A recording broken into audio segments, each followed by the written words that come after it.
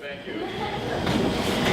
Okay, so the big news of this weekend, at least in the content spheres that I work in, was the sale of Curve.com to Vox Media. I feel like we've all seen plenty of instances of small publishers getting bought by big media companies, but this was kind of interesting, at least to me, because you had a small indie publisher being bought by a slightly larger indie publisher. And you know, I remember Curve.com in 2002 as LockhartSteel.com, the owner's personal site. And so I had two thoughts when I saw this news. One was, I'm getting old. And the second one was, I was thinking about all the things that have happened in media in the last decade and how content has changed so materially because of it. And one of the things that I was thinking about is the way that we use data to create content now. I'm a big quant junkie, so I love analytics. But when I talk to a lot of very traditional media people, it scares them a little bit, especially if you're talking to, for instance, a journalist. And part of the reason is, you know, they sort of look at what comes out of analytics and they go, well, given my analytics, then I should probably just be posting or writing stories about cats and Miley Cyrus with cats.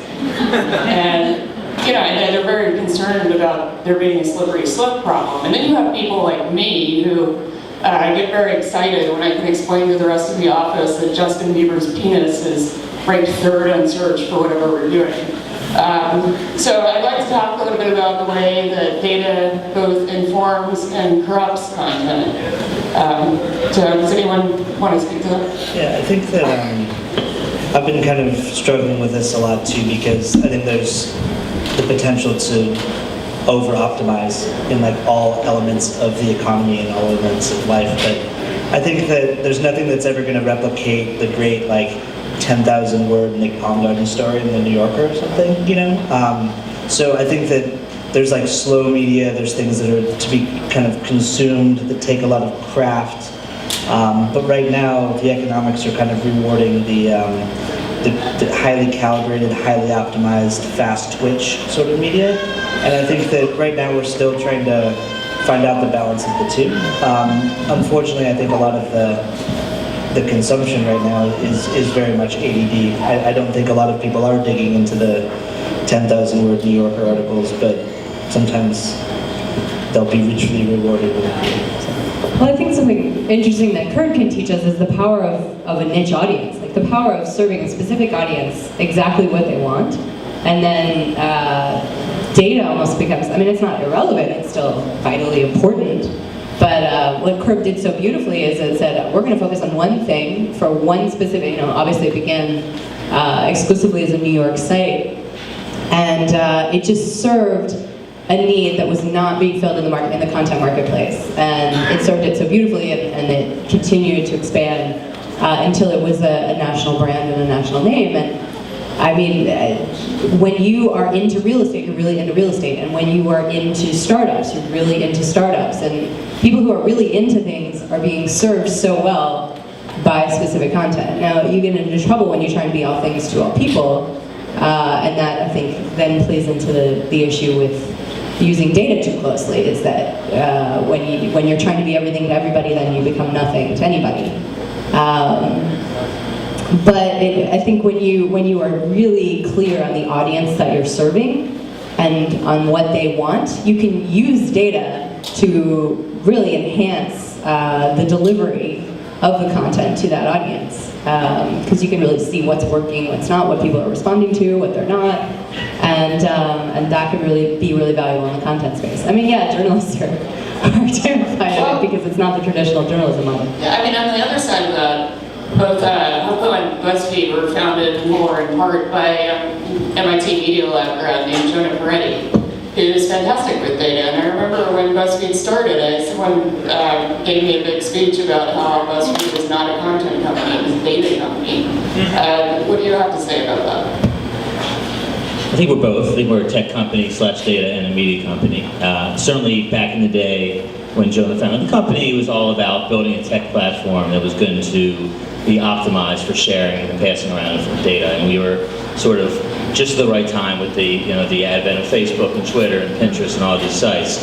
From my perspective, I think data is a huge, broad swath. And you've talked about using it to optimize the experience, which is definitely important. You can use third-party data and other kinds of data to target and do those things. We don't do that. The big thing we use data for at Buzzfeed is to optimize the experience for people, but also to optimize for sharing. What we believe is that people consume and can discover data and content on social. That is the new starting point, and we want to basically find the content that people are sharing, double, triple, quadruple down the promotion against that content, and starve the stuff that people aren't interested in sharing. So at Buzzfeed, one of the biggest uses we use for data, which is a fairly simple one in its core, is optimizing for the shared experience. But obviously data is a huge, there's different pieces of data, and we do use it for optimizing for experience. We do look and see where people are coming from, and we give them a different experience. We do tons of A/B testing, which has been a big part of our growth at Buzzfeed. And then we do a lot of the stuff and a lot of the tools that Jonah helped build at Huffington Post that we then built and expanded and improved upon at Buzzfeed. Yes, we're working with his original tools, and you're working with the new and improved ones, but we've improved them.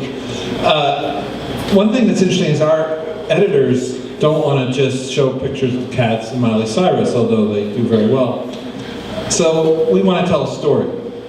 And one of the stories that we want to tell is, talking about, say, how important it is that people should meditate. And let me tell you that meditation stories do not do well against Justin Bieber's private parts. So we use the data to restructure the story and retell it, and kind of figure out how can we make it shareable, how can we make it interesting using the A/B testing and all the other tools that we have, so that we can have an editorial agenda. We don't have to be beholden to what is most popular, but at the same time, we can be successful. So we have this, our editors love to tell this story, how they had this article on meditation, and they couldn't get anybody to read it, so they kept A/B testing the headline until they came up with the perfect headline, which is "The Secret of Insanely Successful People." And that went viral. So I think one thing we say at Buzzfeed, and this is not a hit against Huffington Post, is that you can trick people to click, but you can't trick them to share. And in that case, I think you probably got a lot of people to click on that headline and read the content, and you guys are a big site, so it drove a lot of folks. But did they enjoy the content? Were they surprised when they got to the piece of content? So we're going to arm wrestle this out. But it's definitely, we're about sharing, clicking is so yesterday. What we found, and you're absolutely right, you can write, and sometimes we get criticized. I think everybody gets criticized now for writing those teasing headlines, and there's even Twitter accounts now set up to debunk them. But our idea is that if we can get people to actually read like the first paragraph, maybe they'll read the whole thing, and then our editors will be satisfied, that we have somehow told a story. Along those lines, one of the other things that certainly didn't exist in 2002 was social media, and the use of analytics, I think, underscores for everyone how important that is in terms of building audience and getting engagement with users. For all of your companies, how are you utilizing or leveraging social media in order to make your content better and serve your audiences better? I think, a lot of, I'm working at a creative agency, so we're working with brands, and you can't have a spend of X amount of money to do something really, really amazing creatively without diving deeply into kind of like the distribution plan. Like the creative and the distribution have to be really, really aligned, and it's not just like, hey, let's bomb the world with paid video views and things like that. I think when you look at the engagement levels, when you look at the shareability of things, really making sure that you have something interesting, as Melissa said, that relates strongly to kind of a psychographic or like a niche audience, and then kind of figuring out how to do that in a really interesting way. Obviously you need to amplify that with with paid media, and I think that some, what BuzzFeed's doing, what Huffington Post is doing is great, because if you put a really interesting piece of content out there and do some paid amplification, it kind of augments the sharing that's going to happen initially. But what we found is there's obviously like a sugar spike, so if you put something really beautiful or interesting out into the world, you have that 1 or 2 day spike, and then you just need to kind of like normalize it in a way. So I think social, both paid, and earned, plays a big role in how it's distributed. Well, I work with brands as well on a smaller agency level, but I mean, the key with social is that it is such a living and breathing thing, and I always say, well, the secret to, I mean, I know A/B testing is crucial, and when it's done well, BuzzFeed speaks for itself, but if you're putting something really great out there, it might take a month, it might take 5 months, but if you keep, I believe in keeping things alive on social, even if you're like, no, this is dead, it went nowhere. Like it's gonna have its moment if it's really good. So I think, social in terms of strategy, it depends very, very much on your audience and on the type of content. And I don't know if we're gonna get too into the weeds, but with some companies, it's like the vast majority of your readers are gonna come from shares and are gonna come from social. And then obviously the goal is to build more of an organic community, but it is amazing. I mean, I remember when YouTube didn't exist. I remember when Twitter was still a sort of nascent thing, and we're all still trying to figure out how do social and content have this sort of perfect marriage, and I don't know if anybody has the right formula for it, but when it works, it really works. So at BuzzFeed, we get 75% of our traffic from social sources. That's Facebook, Twitter, Pinterest, Tumblr, and Instagram, I guess, is coming along. But we talked about the science part of sharing before. We also think a lot about the art. So why would someone share this piece of content? And pretty much everything we create at BuzzFeed, all of our editors, all of our creators across the board are thinking, why would someone share this? Would they be, can I share an emotion? Would it make someone laugh? Would it get, why would someone want to share this piece of content? What is the social imperative? And so we're always thinking about that when we're creating content. In addition, we're also studying these platforms. So content travels, as you mentioned, very differently on Facebook than it does on Twitter, than it does on Pinterest. So when we create content, oftentimes we are thinking, is this, and sometimes even targeting to a specific platform in actually creating the content. So we're always for an A/B testing, but also from an art, and what works on one of these platforms, why does it work, and what is the best way to tease it up as well, in order to get it to sort of trigger and accelerate across these platforms. So I think BuzzFeed and HuffPost have the same playbook, which is good. One thing I'd like to point out is that with mobile, the ball is being thrown up in the air and it's changing again.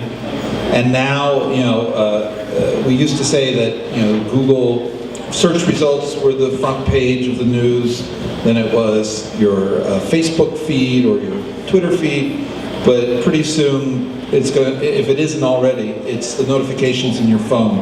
And I love to watch people, even here tonight, I was watching people look down at their phones. I think there's a guy right there. And you were probably got a notification, and it might have been a news item from an app that you've installed, or it might have been an email or a text.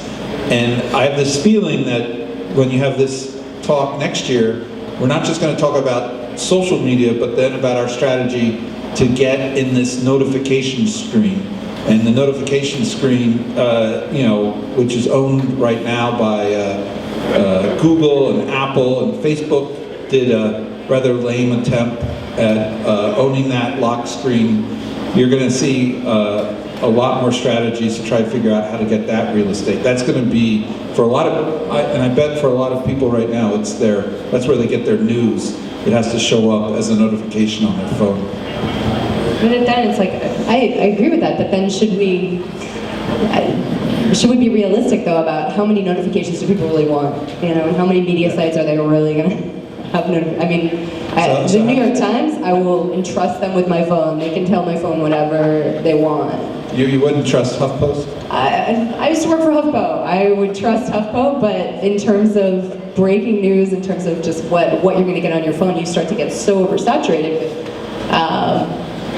with what is being delivered to your phone. Do you think there's, I mean, I opened it up. Do you think there's I think that's a great line point. to cross? That's a great point, and we're talking about that now. We don't want to saturate your phone with unnecessary information, but at the same time, we're worried that you're not going to make it to your Twitter feed because you're just going to stop at the lock screen. I would say I think we're actually using social media as a form of like curation. Social media does become a filter in some ways. And in 2002, I had an RSS feed with over 200 sites in it, and I just hit refresh all the time. And then that became completely exhausting. And so now I think like most people go to one or two news sites and then Twitter. But jumping off of that a little bit, one of the things that keeps coming up, and when I'm dealing with clients or having agency meetings, a lot of brands are asking for engagement components, and depending on who you're talking to, engagement can mean 400 different things. And sometimes in a deal, it might be an add-on or it might be a standalone component. What do you guys think is the most meaningful metric of engagement?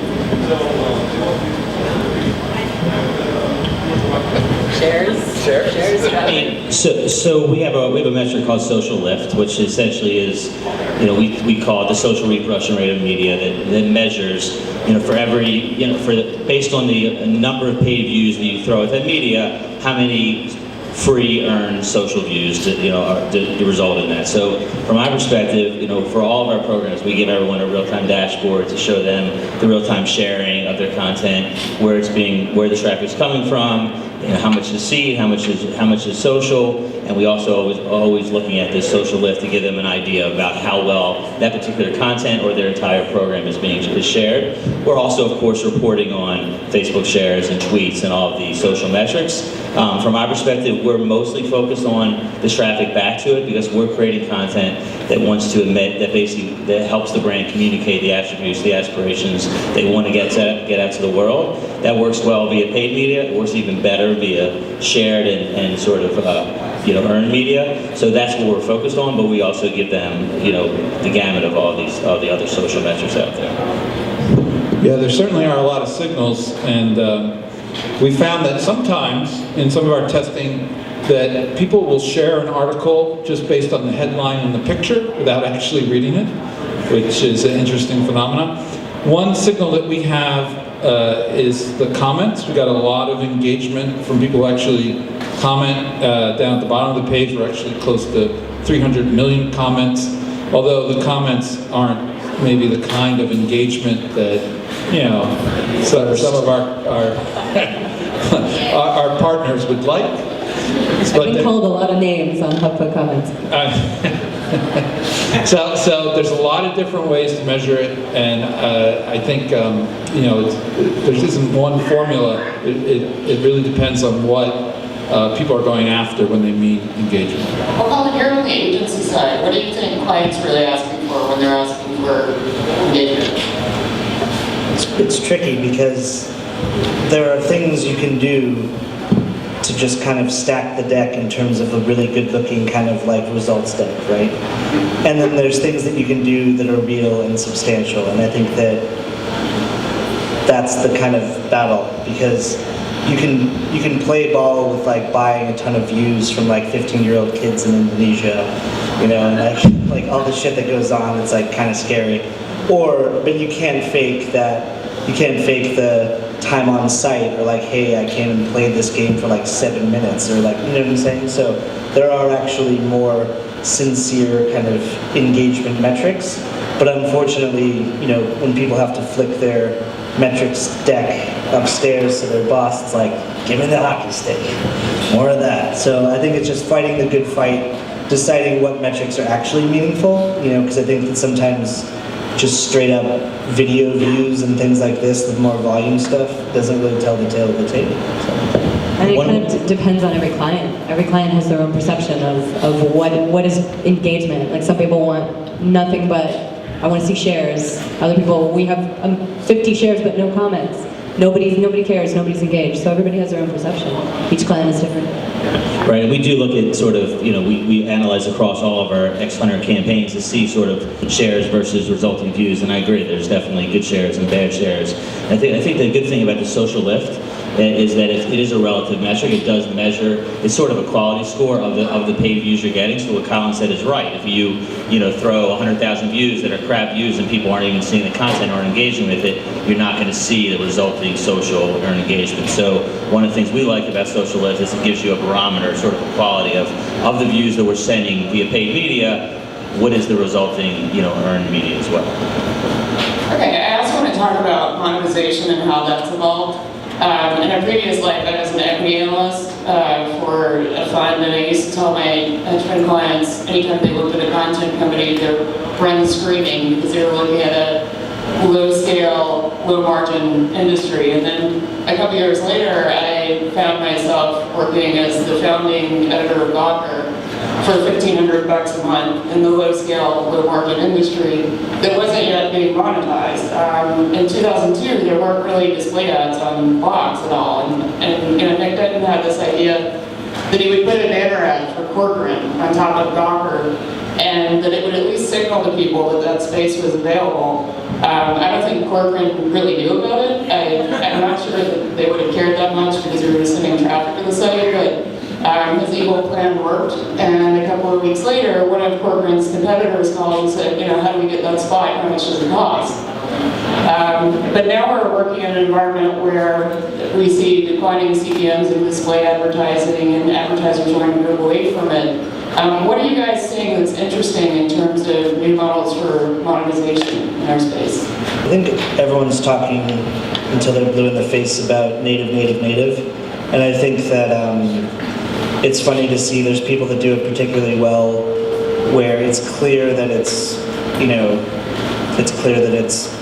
paid for. I mean, I always say that some of the best kind of quote-unquote native advertising that exists is like what the people do in print at Monocle, because it's like, wow, I actually want to read this because it's beautifully designed, it's laid out beautifully, it's actually like as good as the content in the book.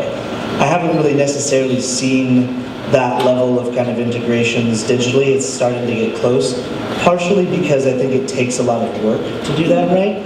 I mean, you're going to have like a big fight about church and state and everything like that, but the reality is like, sure, make sure it's clearly delineated, but if it is interesting, if you are targeting that exact niche audience, if I'm on Gizmodo and I have this amazing kind of sponsored video of something that's like hyper relevant to that audience, then chances are like the meritocracy is going to shake out. But I think what we're seeing right now is you're seeing like the need for big advertisers to just have like a ton of scale and just kind of, parachute their ads around everywhere and just like turn that on and off through networks. I think like to do quote unquote native really well requires a lot of finesse, a lot of understanding, sensibility, a lot of kind of editorial approach. That's kind of the dynamic that I'm seeing a lot of. Well, I think of it as advertising is having its mini downfall on the internet, and marketing is having its massive heyday. Everyone's becoming their own content creator, which is all coming out of marketing, and so nobody wants to advertise on the internet. They want to be in the conversation. They want to be essentially marketing, and it's a little tougher to measure ROI on your content. How many people actually become users who are reading your content, etc. How many people are engaging with your brand. But there's that sense that everyone wants to be in that conversation. They want to be in this larger game. They don't want to be putting up banner ads. They want to have that piece of content, be it native ads on Buzzfeed, be it self-generated content that is going viral. So that's how monetization and content are kind of having their moment. Well, I think what we've seen, and I spent 5 years at DoubleClick back starting in 2000 to 2005, so I've seen this trend where basically ads become programmatic after a while. So right now, we see CPMs fall because the market's getting more efficient, and now with native, that's sort of, something that we can, you can't really do programmatically yet, but as soon as Google or somebody or Facebook figures out how to do programmatically native ads, then we're going to be scrambling again, looking for, something that's premium, something that, can't be easily done on an exchange. And one of the things that we're looking at the Huffington Post is we're looking to see how we can enable marketers to become journalists, how we can share with them a platform, tools, and ideas, because they do want to join the conversation. They don't want to just sit back and kind of let the experts do their work. So I think this is something that over the next few years is going to get really big. So, all of our advertising is, I guess, native. We call it at Buzzfeed social content-driven advertising, but it is native advertising. And so, from my perspective, it's an innovation that's taking place, that's evolving, that a lot of great publishers are doing in similar ways to us, and also dissimilar ways to us. But one thing, and I think the marketing piece was well taken, which is advertising, but it really is content marketing done well. And we are trying to create content that, and what we hear from our users is that content and advertising that our users like, that they engage with, that they don't ignore, but they actually like in many cases. The best comment on BuzzFeed is, I know this is an ad, but I love it, and that's what our brands want to hear. We also, the other thing to your point about proving it is we have started to do this, and I think Facebook's doing this, and Twitter will be doing this, is doing research to prove not just the brand effectiveness with Nielsen, which we've done a number of things to prove that there is purchase intent, there is brand favorableness, there is brand awareness that's driven by these ads at the upper part of the funnel, but also doing research to prove that we're actually driving sales.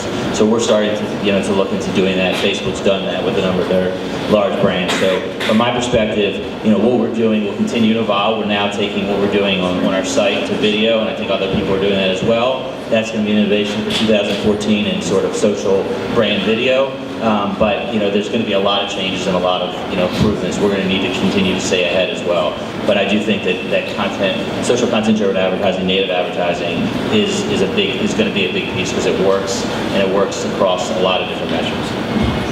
Yeah, also, when we're talking about monetization, you just mentioned something about you want to kind of learn how to turn marketers into journalists. This is also a statement that would scare the shit out of a lot of journalists.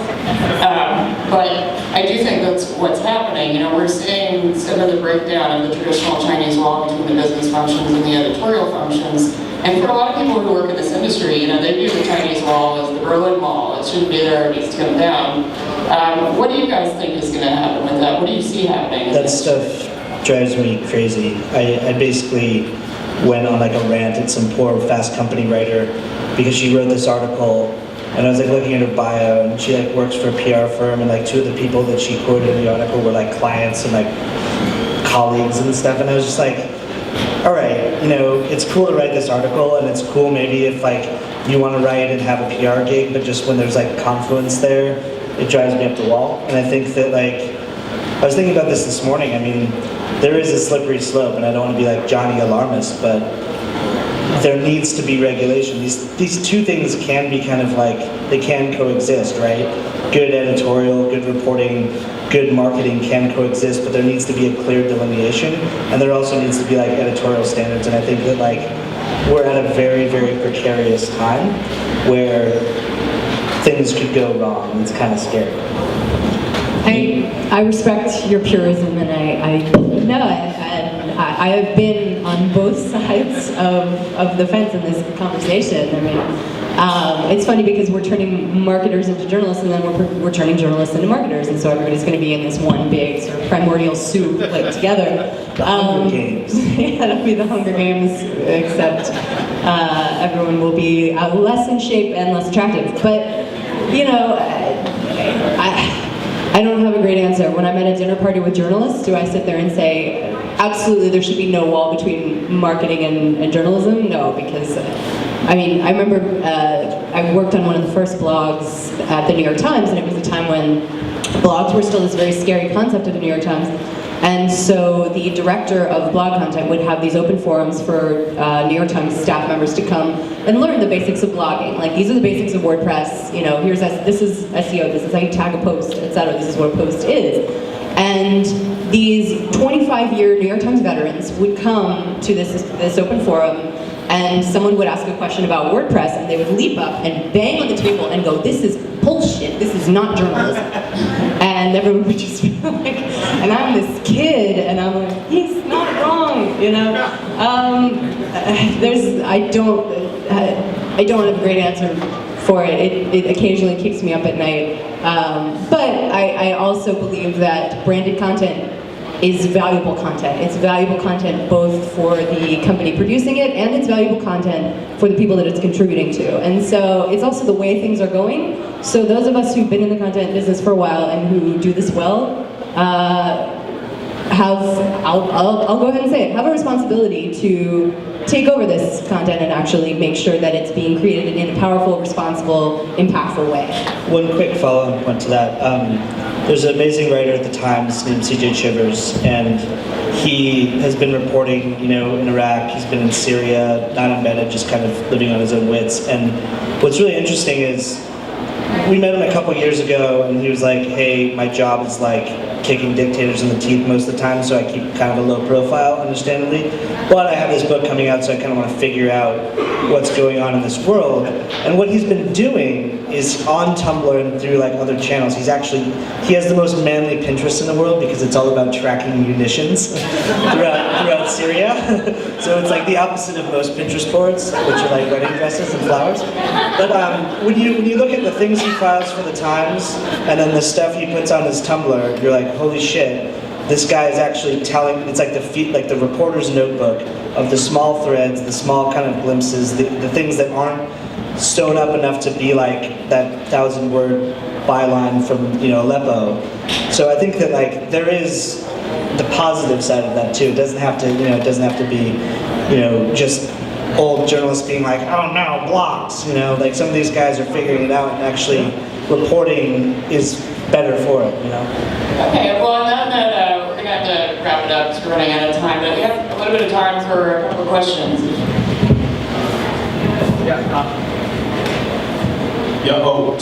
Maybe one. I know we all want to get to the barbecue and take the conversations off the stage here, although that was a really interesting talk. Time for one question. So everyone's pointed over. Okay. Yeah. The furthest away. This might be one of the more naive questions of the evening, totally from a business perspective. But we're in a situation where Google is filtering results personally for users.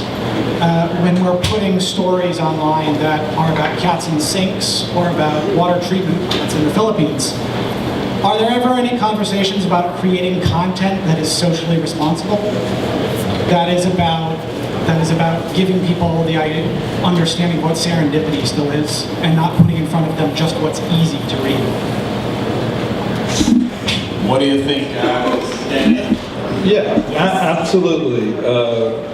Our editors spend a lot of time. We have a whole impact section of the Huffington Post that's all about that. Getting people to read socially responsible content, like I said, is difficult. I think maybe you could accuse us of trickery in that way, but we don't want to just sit there and put up the pictures of cats. We actually do want to do things that are socially responsible. And that's actually a place where branded content can solve that problem. One of the major problems with creating stories that have that level of social responsibility is they're very, very expensive to produce. And then they get almost no ROI. They don't get a lot of readers. They don't draw advertisers. So branded content can really fill that space. I've worked with a lot of smaller brands that are very focused on social good, that have a unique access to stories that are not being told in the mainstream media. So creating branded content actually is bringing to light, creating branded content that is branded by these particular, vital voices. It's an organization that helps women in underdeveloped countries start their own businesses, better their lives, and they have access to unbelievable stories that wouldn't necessarily find their way into the Times or the Journal. And so through creating branded content for them, these stories get told, and the content helps the brand, and everybody wins. Yeah, I will say that people want to share something that makes them look like they're a good person, that they're a humanitarian. So if the content is created in a way that's compelling and engaging, it does travel across the social web. We've done that at Buzzfeed, Upworthy, certainly, whatever you think of Upworthy, they've done it. They've basically grown a business, at incredible speed over the last year or two, largely focused on that type of content. I was joking with my friend Benjamin. We were kicking around this idea of there should be a food pyramid for content these days. It's you watch those 3 cat videos. You should probably watch that Philippines charitable video about relief effort, So, but funny joke there, but the idea is, it is kind of on people to keep themselves informed, to go deep, to read that 10,000-word Palm Garden article in the New Yorker that's going to change your life, and not just be super fast twitch, because it's kind of a scary world to think about that, just people. So, anyhow. And don't worry too much about Google filtering search results, because people are searching less and less, they're sharing more, so people are being their own filters and using their social networks to share things that they deem worthy of sharing. So Google's got a little bit of a challenge itself. It smells like barbecue. Yeah, thank you. Thanks to everyone.